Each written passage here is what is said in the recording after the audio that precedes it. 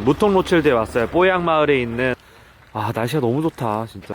네, 무통 로칠드 안에 들어왔는데 2003부터 2016까지 이렇게 전시가 돼 있네요. 이렇게. 여기 보면 무통 로칠드는 1945년부터 라벨을 계속 예술가들 라벨로 바꿔오는데 1945년 라벨 보면 여기 V라고 써져 있잖아요.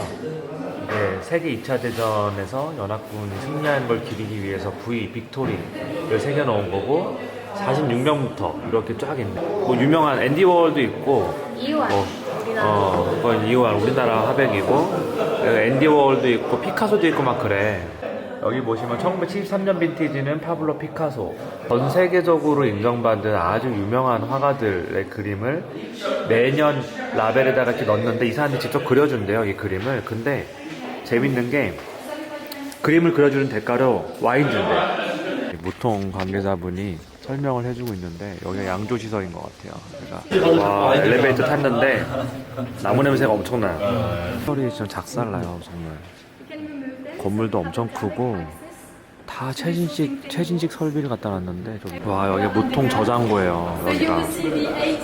네. 와, 여기가 무통 로칠드 셀러인데 와 대박.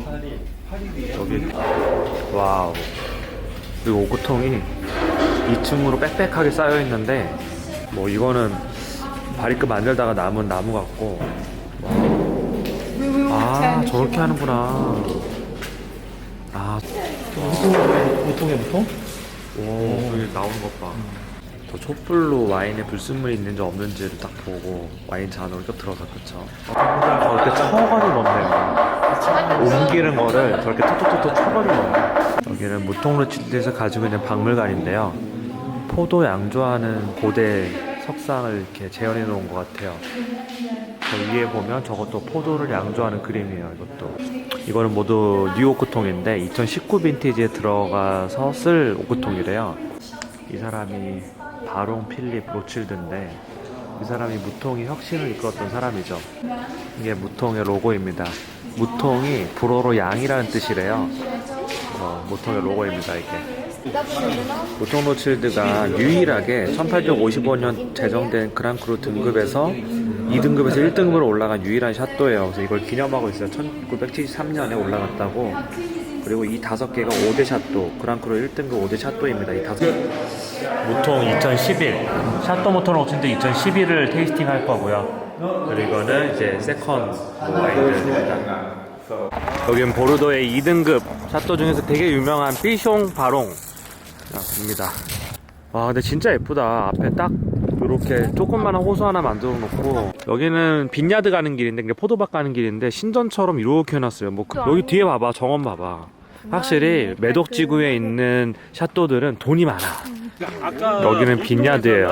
무통에서는 뭐라 그럴까, 그 무통에 대한 스토리라든지 여러 저기가 있었는데, 여기서는 이제 양조에 대해서 제가 쭉 설명을 드리겠습니다. 네. 뭐 한 2분 정도만 여기 샤또에 대해서 소개를 하면, 여기는 샤또 삐숑 롱그빌 바홍, 원래 이름은 삐숑 롱그빌 바롱입니다. 근데 발음을 바홍이라고 하는데, 그리고 요 집하고 저 앞집이 샤또 꽁테스트라는 데요. 네, 저 집이 한 집이었어요. 그러니까 아빠가 이걸 다 갖고 있었는데 자식이 5명이 있었어요. 근데 아들 2, 딸 3. 근데 아들한테는 요걸 물려주고 딸 셋은 저걸 물려준 겁니다.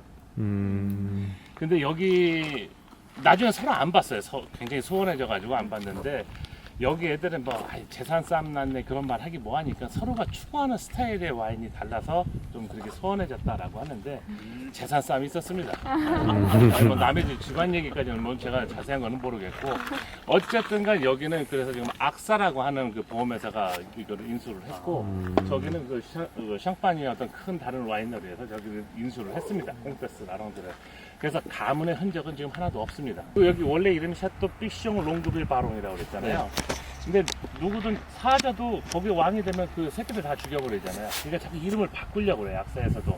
그래서 샤또 삐숑 롱그빌 바롱이 아니고 샤또 삐숑 바롱, 롱그빌을 빼려고 그러더라고요. 그래서 여기 가다 원래는 롱그빌 바롱이라고 썼는데 바롱으로 좀 바로 바뀌었. 지금 여기 심어져 있는 거는 그 캐버넷 소비뇽이에요. 캐버넷 소비뇽하고 사람들이 멜로하고 캐버넷 소비뇽하고 어떻게 쉽게 구분해요? 아주 간단합니다. 자가? 캐버넷 소비뇽은 새싹이 나올 때 여기 이렇게 붉은기를 떼요. 여기 붉은기가 띄잖아요. 이런 식으로 이렇게 네. 붉은기를 띄는데 멜론은 이런 조그맣게 날 때 이런 색이 없어요. 그러니까 그거 가지고 구분을 하시던가 아니면은 이것처럼 그 캐버넷 소비뇽은 칼날이 날카로워요. 멜로보다. 멜론은 이거보다 더 훨씬 크고. 자, 그러면은 우리들이 그 지롱두강을 기준으로 해가지고 좌안, 우안 하지 않습니까? 뭐 좌안은 어떻고, 우안은 어떻고. 우안은 이제 생태밀리온 뽀모를 지역이 우안이 되는 거고, 좌안은 매독 지역이 좌안이 되는 겁니다. 그런데 흔히들 이야기할 때, 우안 쪽 와인은 좀 더 여성스럽고 엘레강스한 맛을 낸다면은, 그 좌안 쪽의 매독 쪽의 와인은 좀 더 남성스럽고 묵직한 맛을 낸다라고 이제 보통들 제가 말씀드리는 건 일반적인 겁니다. 그런 이유는 토양 때문에 그렇습니다. 토양이 이쪽은 자갈 모래 토양이 많은 거고 생떼밀리옹 뽀무르 지역은 석회석하고 진흙 토양이 많아요. 그럼 사람마다 또 좋아하는 기후가 다를 거 아니에요. 포도도 똑같습니다. 차가운 토양에서 잘 자라는 포도가 있고 따뜻한 토양에서 잘 자라는 포도가 있는데 멜로라고 하는 포도 품종은 예, 진흙, 석회석처럼 차가운 성분에서 잘 적합합니다. 그러니까 생떼밀리옹은 멜로 지역, 멜로가 주품종이 되는 거고 이쪽 매독 지역에는 자갈 토양이 많으니까 캐버넷 소비뇽이 주품종이 됩니다.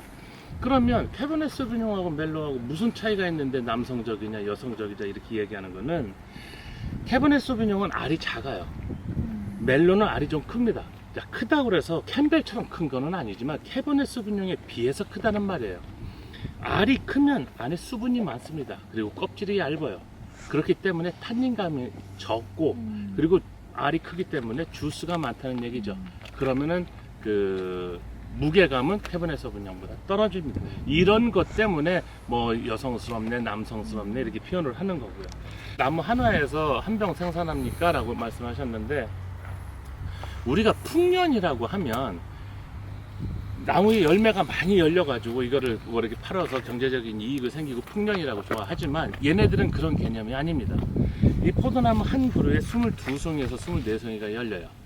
근데 22송이나 24송이가 열리지만 그거를 다 따가지고 와인을 만드냐? 그렇지가 않습니다. 마지막에 수확할 때는 한 그루에서 7송이, 8송이 밖에 수확을 안 해요. 그럼 7송이, 8송이 가지고 이제 나중에 이제 중간에 그린 하비스트라고 그래가지고 멀쩡한 포도를 다 잘라버려요. 그리고 될성 싶은 나무만 몇 송이 남겨놓는 거예요. 그럼 그럴 거 아니에요. 아, 나는 그런 거 상관없어. 난 많이 만들어가지고 많이 팔아서 난 돈 많이 벌래. 그게 안 되는 이유가 그 사람이 뽀약이라고 하는 아펠라시옹에 들어가 있으면 그 규정을 따라야 돼요. 근데 뽀약 그 아펠라시옹에 피숑 니네 100평이잖아. 여기 포도밭 등록되어 있는 게 100평이잖아. 이렇게 돼 있잖아요. 니네 100평이니까 우리 50병밖에 안 찍어줘. 50병밖에 안 찍어줍니다. 뽀약에서. 그러니까 뽀약이라고 하는 도장을 찍으면은 뭐 10만원, 20만원 가는데 그 이상 만들면은 얘네들이 안 찍어주기 때문에 보르도로 찍어 나가요. 그러니까 보르도로 찍어 나가면 가격이 4유로, 5유로예요. 그러니까 잘 많이 만들어서 싸게 팔 이유가 없는 거예요. 그러니까 잘 만들어서 좋은 가격을 만들려고 하는 게 여기 애들의 뭐 스타일이라고 보시면 되죠. 자기네들 이벤트 무슨 그 큰 손님들 왔었을 때, 예, 뭐 파티하고 그럴 때 자기네들 이제 먹고 2층은 방이 있어요. 호텔 방처럼. 근데 일반인 사람들한테 대여는 안 하고 자기네들 힘 좀 주는 사람들, 거래가 구찌가 큰 사람들한테 제공을 하고 그 위에는 악사 사무실이 있어가지고 악사 직원들이 일을 하는. 악사가 프랑스 보험회사죠? 악사가 프랑스 보험에서 알고 있습니다. 요 근데 지동도강을 기준으로 해서 뭐 우한, 뭐 라이트 뱅크, 레프트 발크 이렇게 하는 거고요. 그리고 뽀무르로 가면은 샤또 뿌티빌라지라고 자기네 소유의 그 샤또가 하나 더 있습니다. 자, 저희는 아까 이제 생떼밀령에서 이걸 따라 쭉 와가지고 이렇게 와서 다리 건너서 이렇게 온 거예요 지금. 그래서 저희가 지금 그 샤또 깨물이 없네 진짜. 요게 이제 그 지롱도 강이고요. 저희가 금방 그 서서 뜨거운 햇볕 받으면서 잠깐 그 설명한 포도밭이 요 포도밭이에요. 여기가 자기네들이 가지고 있는 가장 오래된 그 오리지널 포도밭이라고 보시면 돼요. 수확이 있어요. 기계 수확은 어떻게 하냐면은 아까 그 포도나무 높이 보셨잖아요. 바퀴가 그만해, 높이가. 그래서 이렇게 쭉 가요. 그러면 바퀴하고 바퀴 사이에 이런 패들 같은 게 있어가지고 포도나무를 막 심하게 흔들어요. 심하게 흔들면은 요 송이에서 알맹이만 떨어집니다. 알맹이가 떨어지면은 컨베이어 벨트가 밑에다 받아가지고 트럭에다 실어요. 그런데 기계수학은 물론 장단점이 있겠죠. 경제적이고 빠르고 그런 건 좋지만은 심하게 흔드는 과정에서 포도가 깨지거나 아니면 가지가 아래에서 떨어지기 때문에 벌써 산화가 일어나요. 그거를 뒤에 트럭에 꽉 채워야 여기까지 올 거 아니에요. 뭐 조금 따다가 오지는 않을 거 아니지 않습니까? 차는 꽉 찰 때까지 시간이 2시간, 3시간 찰 때까지 기다렸다 오기 때문에 포도가 산화가 일어나서 손수확한 것보다는 단단함은 떨어집니다.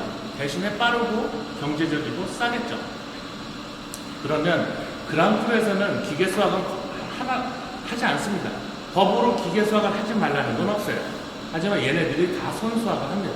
그러니까 손수확을 할 때는 포도 한 송이를 딱 따요. 한 송이를 따면 산화가 일어날 일이 없을 거지 않습니까? 가지를 잘랐기 때문에. 이걸 바스켓에 담아요. 그것도 8kg 이상 넘으면 안 돼요. 왜냐면 사람들이 들 때 허리 다치고 하니까는 8kg 이하로 담아가지고 트랙터에 다 실으면 트랙터가 여기로 와서 디스테머, 그러니까 알맹이하고 가지하고 분리 작업을 해줍니다. 어떻게 하는 거냐면 포도 한 송이가 여기 들어가요. 들어가면 이게 탈수기처럼 막 돌아요. 그러면은 알맹이가 그때 떨어지는 거예요. 이때 떨어지고 가지는 바깥으로 나갑니다. 그러니까 아까 말씀드린 것 중에 그런 소프팅 테이블이 있어가지고 사람이 육안으로 골라낸다고 했잖아요. 육안으로 다 골라내고 마지막에 이게 옵티컬 머신이에요. 말하자면 포도 MRI라고 보시면 되는 거죠. 여기다가 프로그램을 딱 입력을 해놓으면 거기서 안 좋은 포도는 다 걸러지고 좋은 포도만 빠져나가게 됩니다. 근데 이런 거 쓰는 사람들은 보통 돈이 있는 사람들이 있어요. 왜냐? 이거 하나에 2억 5천, 2억 7천 가요. 근데 2억 5천, 1억 7천을 가지고 매일 쓰는 게 아니잖아요. 1년에 포도 수확할 시기만 쓰는 거예요. 3주나 한 달 정도. 그러니까 돈 있는 사람들은 투자를 하지만 그렇지 않은 사람들은 그냥 육안으로 해가지고 걸르는 작업까지만 합니다. 그러니까 보통 가서 이렇게 도르래 같은 거 있었잖아요. 네. 이게 이제 들어가지고 좋습니다. 자, 지금부터 포도가 와인이 되는 과정에 대해서 설명을 드리겠습니다. 이 설명 듣고 모르시면 그냥 손 드세요. 여기 스테인리스 탱크가 있습니다. 이게 스테인리스가 탱크가 아니고 유리라고 한번 생각을 해봅시다. 여기다가 포도를 잔뜩 집어넣으면 몇 톤이 될 거 아니에요? 몇 톤이 되면 자기들 무게에 눌려서 나오는 주스가 있어요. 이 주스를 프리런 주스라고 합니다. 그럼 포도는 포도 껍질에 효모가 있어가지고 이 효모가 포도 주스가 가지고 있는 당분을 먹으면서 알코올로 발효를 합니다. 여기까지 이해가 가시죠? 네. 알코올로 발효를 하는 과정에서 세 가지가 생겨요. 어떤 게 생기냐면은 알코올이 생기고 가스가 생기고 열이 생깁니다. 우리도 밥을 먹고 나면은 트름을 하거나 방구를 끄잖아요. 효모도 똑같아요. 당분을 먹으면서 가스를 배출을 해요. 제가 가스가 발생한다고 그랬잖아요. 그러면은 이 주스가 나오고 여기 뽀글뽀글 가스가 올라오겠죠. 이 가스가 포도 껍질을 위로 올려요. 이해가 가시나요? 네. 그럼 여기는 주스고 여기는 껍질인 거예요. 자, 이 세상에 양조용으로 사용하는 포도는 무지무지하게 많습니다. 뭐 누구는 2천 종류가 넘는다고 하는데 그 어떤 포도를 가지고 와서 국물을 꼭 짜면 빨간 주스가 나오는 포도는 없어요. 포도 주스는 다 흰색입니다. 그러면 여기 있는 주스를 호수를 여기다 연결을 해가지고 주스를 쭉 빼가지고 위에 껍질에다가 뿌려줘요. 그럼 주스가 껍질을 타고 내려오면서 탄닌과 색깔을 빨아들입니다. 이 작업을 반나절 하루만 하면 이게 로제 와인이 되는 거예요. 이 작업을 하루에 3번 열흘 이상 하면은 이게 레드 와인이 되는 겁니다. 이 작업을 마서레이션 작업이라고 해요. 그러면 강물도 항상 흐르는 곳으로만 흐를 거 아니에요. 그래서 가끔 사람이 위에 올라가가지고 물기를 한 번씩 바꿔줘요. 이런 식으로 눌러줘가지고. 그러면은 껍질이 막 이렇게 엉키면서 새로운 길이 나겠죠. 그래서 여기다 또 호스를 박아가지고 위에다가 또 뿌려주면은 또 다른 데를 타고 내려면서 더 색깔이 진해지겠죠. 이거 왔어요. 껍질을 가져다가 여기다 집어넣습니다. 그러면 얘가 위에서 꾹 눌러 짜면 진국이 나오겠죠. 이 진국은 10%, 15% 이내로 해가지고 먼저 나왔던 주스하고 섞습니다. 주스가 아니죠. 이제 와인인 거죠. 요거를 왜 언제 10%가 되냐, 15%가는 정해져 있는 게 아니고 와인 메이커가 이건 탄닌감이 좀 더 모자라. 그러면 더 넣고 탄닌감이 이 정도면 됐어. 더 넣습니다. 색깔이 더 필요해? 그럼 색깔을 더 넣어. 그럼 이거 더 진하니까 요걸 맞추기 위해서 요 프레스 와인을 집어넣습니다. 가끔 싼 와인을 보면 싼 와인 윗면에 잔에 따라놓고 윗면을 보면 기름기 같은 게 뜨는 경우가 있어요. 그거는 얘가 너무 심하게 짜가지고 포도씨 기름이 나오고 진짜 와인이 어느 정도로 민감하냐면 저 통, 스테인리스 통 안에는 와인 발효를 시킬 때 제일 중요한 거는 열 조절이에요.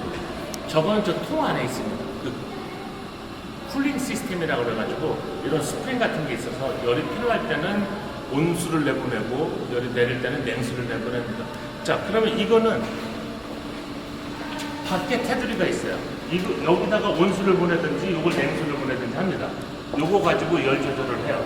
그런데 어떤 사람들은 이 밖에 있는 거는 안 씁니다. 왜? 예를 들어서 이게 통이 두 개 A, B가 있는데 나는 이거를 18도에 맞춰놓고 싶고 저걸 22도에 맞춰놓고 싶어요. 다르잖아요. 근데 밖에 있으면 이 온도가 옆에 거에 영향을 준다는 거예요. 0점 몇 도라도. 그래서 이런 거 안 쓰는 사람은 안에그만 씁니다. 근데 이걸 그럼 왜 쓰느냐? 이게 열 조절은 더 효과가 있어요. 그러니까 아주 민감한 그 하나하나에 그 뭐라 그럴까? 그 사람 철학이라든지 건조라든지 그런 게 들어가는 거예요. 폴로시리드에 갔어서 이게 빈 공간이 많았어요. 여기도 지금 빈 공간이 많고 왜 그러냐면 요즘 6월, 7월에 오면 이렇게 빈 공간이 많습니다. 이유는 2017년 빈티지가 병입돼서 나갔기 때문에 오크통을 다 비운 거예요. 와인이 알코올 발효가 된 다음에 여기다가 집어넣으면 여기서 16개월이나 18개월을 있습니다. 그럼 16개월이나 18개월 동안 계속 여기 있느냐? 그게 아닙니다. 아까 우리 래킹이라는 거 보셨죠? 촛불 갖다 대고 이렇게 하는 거. 3개월이나 4개월에 한 번씩 그 작업을 하는 거예요. 그러니까 와인이 비싸다. 저 집은 저거 와인이 비싸. 아까 보셨잖아요. 이 한 통을 하려면 그 사람들이 몇 번을 그 작업을 하겠습니까? 이거 다 끝나면은 저 끝에 가면 와서 또 다시 해야 되는 거예요. 그러니까 병입하기 전까지 3번 또는 4번까지 이 작업을 계속 합니다. 근데 이걸 공짜로 하겠습니까? 이런 작업이 그 와인 가격으로 들어가는 거죠. 그 작업의 궁극적인 목적이 불순물을 걸러내는 건가요? 필터링 작업이라고 보시면 돼요. 그게 옛날에는 필터링 하는, 지금은 커피 필터 마냥 이렇게 해서 하면은 커피만 빠지잖아요. 옛날엔 그런 게 없었다고. 그래서 사람들이 생각을 한 게 불순물이라는 게 대부분 포도 껍질에서 오는 탄닌 부분 그런 게 있거든요. 껍질에 그런 게.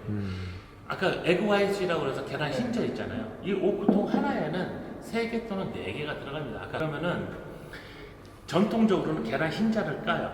계란을 까. 노란자는 노란자로 나누고 흰자는 흰자대로 모아서 막 이렇게 저어요. 그 다음에 오크통 안에 넣습니다. 그래서 한 번에 휘휘 지으면은 단백질은 단백질끼리 이렇게 뭉치는 성분이 있어요. 이게 자석처럼 더더더 붙어요. 그러면은 이렇게 무거우니까 가라앉는다고. 그러면은 얘네들이 침전물을 탁한 성분을 딱 모았다가 마지막으로 이렇게 가라앉습니다.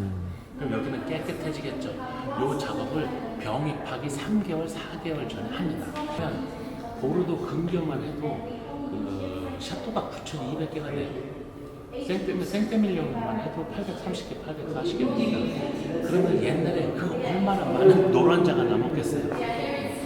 이 노란자를 가지고 수녀님들이 샤토를 다니면서 야, 니네 그거 남는 거 도네이션을 하면 우리가 어려운 사람들을 위해서 뭘 좀 만들어주게 줘라 해서 탄생한 게 까늘레입니다. 까늘레 아세요? 네. 그게 그래서 보르도 전통 디저트가 된 거예요. 대략 100만 원이라고 칩시다. 그럼 미국 오크통은 한 30만 원, 35만 원이면 해요. 그러면 왜 프랑스 사람들이 프랑스 사람들이 프랑스를 고집을 하냐면 와인이 이 안에서 필요한 산소를 빨아들여야 되거든요. 바깥에 있는 거를. 근데 프랑스산은 이렇게 입자가 고운 거예요. 그러니까 얘가 숨을 쉴 때도 굉장히 천천히 숨을 쉽니다. 근데 미국산이나 캐나다산 같은 경우는 입자가 이렇게 굵어요. 그러니까 얘가 숨을 쉴 때 거칠게 쉰대요. 그래서 이걸 보통 2번 정도 사용하거든요. 2번 정도 사용하면은 뭐 16개월, 17개월을 썼어요. 34개월이잖아요. 그러면은 요거를 오크통을 이제 팝니다. 꼬냑이나 위스키 회사에. 요렇게 하는 게 있고, 요즘은 저렇게 또 항아리로 합니다. 처음부터 다 바꾸지는 않아요. 그러니까 한 번씩 얘네들도 간을 보는 거예요. 요렇게 해보니까는 좋아? 그럼 한번 해볼까? 저런 걸 제일 자주 하는 데가 뽕떼까네입니다. 뽕떼까네는 바이오 다이나믹 농법 자체가 다르거든요. 걔네들은 그리고 항아리에다가 써요. 그리고 새 오크통을 안 씁니다. 항아리에 담았다가 한번 썼던 거하고 섞어요. 왜? 무통은 새 오크통을 항상 쓴다고 강조를 합니다. 새 오크통을 쓰면 오크 향이나 그런 게 더 진하게 나요. 근데 오크 향이나 이런 게 진하게 나면 프루티 향은 떨어집니다. 프루티 향도 좋으면서 오크 향도 좋으면서 이건 그렇게 될 수가 없어요. 그러니까 프루티한 향은 나무를 쓰는 것보다 항아리를 쓰는 게 더 프루티한 향을 유지를 할 수 있거든요. 그리고 오크를 쓰는 이유가 탄닌감이 부드러워집니다.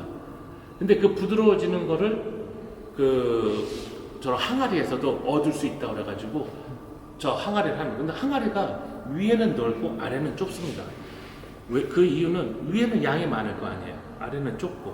그럼 양이 많고 적고에 따라서 그 안에 0.8도의 온도 차이가 난대요. 그럼 밤새도록 얘네들이 조금씩 움직이는 거예요. 그러면서 자기들끼리 섞는 거죠. 이 알코올 발효가 끝난 다음에 여기다가 집어넣잖아요. 그리고 귀를 이렇게 대면은 사이다 올라오는 소리가 나요. 아직도 가스가 많다는 소리예요. 근데 그걸 이렇게 꽉 막아 놓잖아요. 밤새도록 이게 튀어나가요. 가스가 나갈 데가 없어가지고. 그럼 두꺼운 유리를 얹어 놓습니다. 여기 딱 밀봉이 되게 이제 막아지게. 그러면 나무하고 유리하고는 접촉력이 없잖아요. 이게 가스가 나갈 때 나가면서 다시 유리가 닫혀요. 요걸 3-4개월 정도 써요. 그리고 꽉 안 막아 놓는 이유가 아까 말씀드렸듯이 엔드시아 날아가는 부분 보충해 준다고 그랬잖아요. 이걸 꽉 막아 놓으면 이걸 깔 때도 힘들어요. 그리고 마지막에 4개월 전에는 헝겊에다가 오크나무 이렇게 돼 있는 거 가지고 아예 밀봉을 한번 해버립니다. 그것도 유리 쓰고 실리콘 쓰고 나무 쓰고 여기 그 단계별로 하는 게 달라요. 아, 그럼 이게 오크통 안에서도 어느 정도 산소가 들어가는 걸 허용을 해주는 거네요. 아주 적게 들어가는 걸 허용을 하는 거죠. 적게 들어가야 얘네들도 에이징 하는데 도움이 되니까. 이게 보르도 전통 그 오크통 스타일입니다. 그 밤나무. 왜 밤나무냐면은 지금이야 이렇게 깨끗하지만 옛날에 이게 흙바닥이었을 거거든요. 그러면 거미나 개미 같은 게 먹을 게 있으니까 이 안으로 들어가는 거예요. 근데 밤나무 껍질에는 독성이 있답니다. 그래서 개미나 거미가 안으로 들어가는 것을 방지하는 목적이 하나가 있고 또 다른 목적 하나는 쥐들도 많았답니다. 근데 쥐들이 여기 갉아 먹으면 와인이 새잖아요. 근데 오크통보단 요게 더 연하대요. 그러니까 쥐가 요걸 먼저 갉아먹게 놔두는 거예요. 그러니까 낚시질하는 거죠. 그리고 또 하나는 오크통을 이렇게 굴리거든요. 이게 굴리면 이게 밤나무가 이제 쿠션 역할을 해주는 거죠. 와, 여기 수성실이에요. 1966 빈티지도 있고 저 안에 1800년대 것도 있대요. 여기